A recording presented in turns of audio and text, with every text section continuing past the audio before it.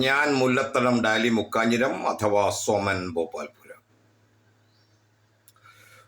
ഒന്ന് കേട്ടിട്ട് പോ 20-ാം അധ്യായം. ഒന്ന് കേട്ടിട്ട് പോ ഭാഗം 20.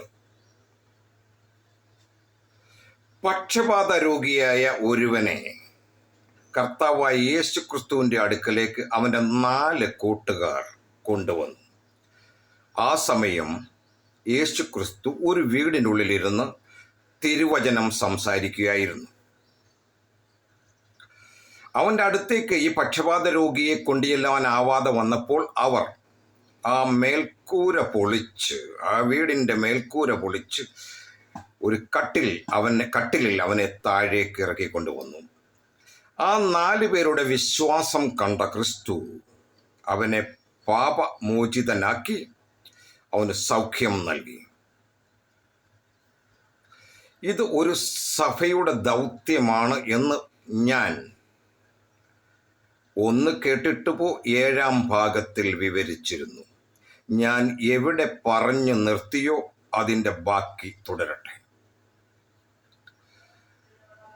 ഇവിടെ ഈ വീട്ടിലേക്ക് നാം ഒന്ന് ശ്രദ്ധ വയ്ക്കുകയാണെങ്കിൽ അവിടെ മറഞ്ഞിരിക്കുന്ന ഒരു നല്ല മനുഷ്യൻ, ഒരു പുണ്യവാളൻ, ഒരു വിശ്വാസി അവിടെയുണ്ട്. അദ്ദേഹത്തെ പറ്റി എങ്ങും എഴുതിയിട്ടില്ല. ഇദ്ദേഹം കർട്ടന് പുറകിലാണ്. നമ്മളൊരു പാട്ട് കേൾക്കുമ്പോൾ അതിലെ പാടിയതാരാണെന്ന് ഒരുപക്ഷെ നമുക്കറിയാം, സംഗീതം നൽകിയതാരാണെന്നറിയാം, അത് എഴുതിയതാരാണെന്നറിയാം. എങ്കിലും അതിൻ്റെ പിന്നിൽ പ്രവർത്തിച്ചവരെ പറ്റി നാം അന്വേഷിച്ചിട്ട് ആവശ്യവുമില്ല. ഇവിടെയും അതുപോലെയാണ്. കർത്താവായ യേശു ക്രിസ്തു ഇരിക്കുന്ന ആ വീടിൻ്റെ ഉടമസ്ഥൻ, അദ്ദേഹം ഈ കർട്ടന് പിന്നിലാണ്. അദ്ദേഹത്തിൻ്റെ പേരൊന്നും പറഞ്ഞിട്ടില്ല. പ്രിയപ്പെട്ടവരെ, നിങ്ങളൊന്ന് ഓർത്തു നോക്കുക. ഈ വീട് കർത്താവായ യേശു ക്രിസ്തുവിന് വേണ്ടി അദ്ദേഹം തുറന്നു കൊടുത്തിരിക്കുന്നു. നല്ല ഒരു വിശ്വാസി. ആരും പറഞ്ഞ് ക്ഷണിച്ച് ക്രിസ്തുവിനെ അവിടേക്ക് കൊണ്ടുവന്നു എന്ന് എങ്ങും പറയുന്നില്ല. തിരിച്ച് ക്രിസ്തു സ്വമേധയ അവിടേക്ക് വന്നു എന്നും പറയുന്നില്ല. പക്ഷെ ഒന്ന് സത്യം, ക്രിസ്തു ആ വീട്ടിലുണ്ടായിരുന്നു.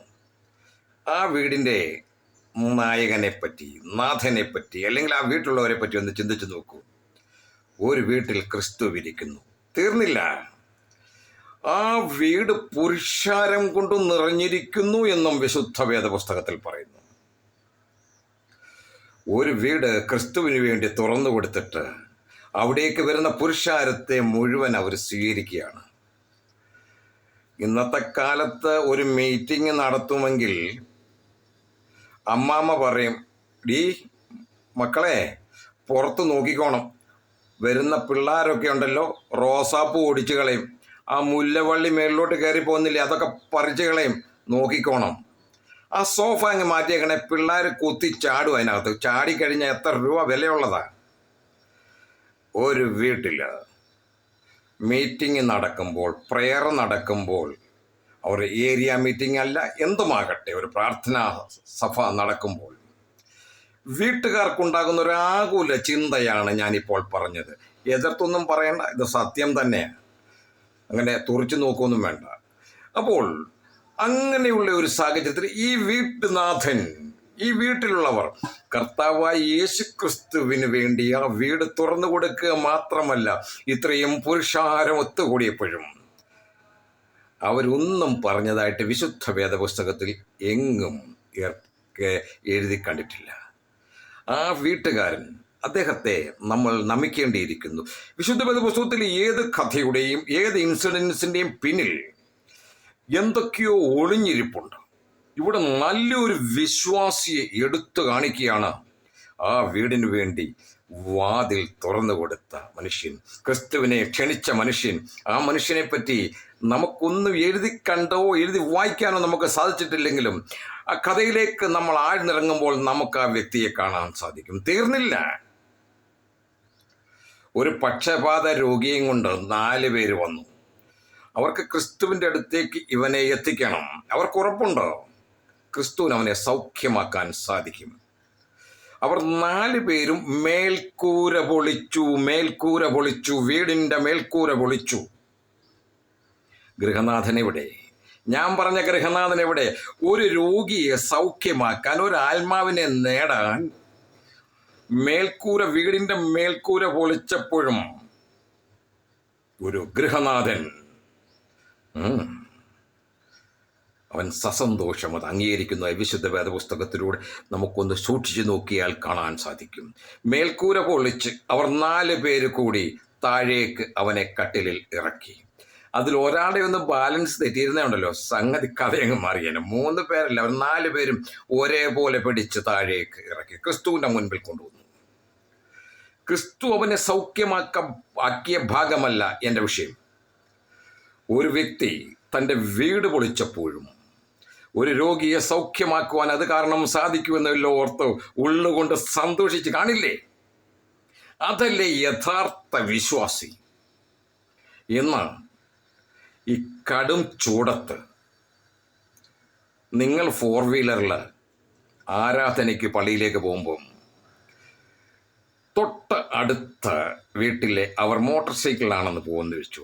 നിങ്ങളും 2 പേരേ ഉള്ളൂ, അവരും 2 പേര്.